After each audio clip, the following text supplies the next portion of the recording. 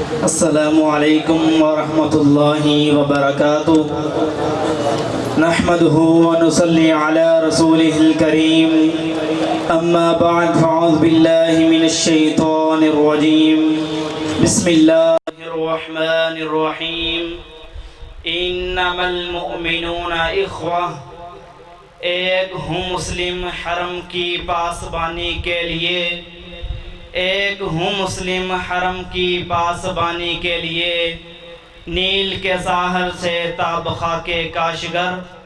سامعین محترم، آج مسلمانوں کے پاس تقریباً 60 ملک ہیں، اپنی حکومتیں ہیں، اپنی فوجیں ہیں، اپنی زمینیں ہیں، اپنے کاروبار ہیں، لیکن اس کے باوجود مقہور بھی مسلمان ہیں، مظلوم بھی مسلمان ہیں۔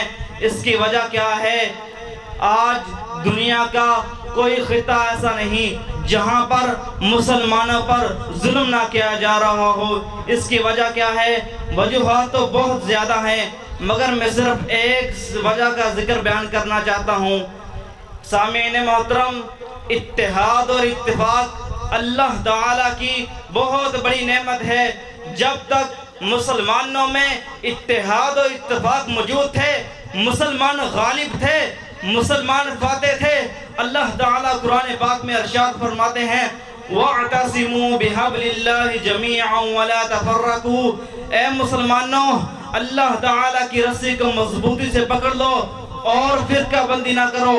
سورہ حجرات میں فرمایا انما المؤمنون اخوة فاصلحوا بین اخویکم واتقوا اللہ لعلکم ترحمون، کہ مومن آپس میں بھائی بھائی ہیں۔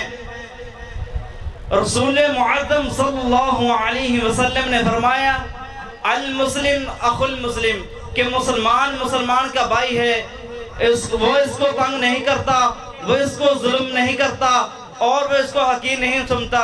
دوسری حدیث میں ارشاد فرمایا کہ جس کسی مسلمان بھائی نے کسی مسلمان کی پریشانی دور کی تو اللہ تعالیٰ قیامت والے دن اس کی پریشانیاں دور فرما دیں گے۔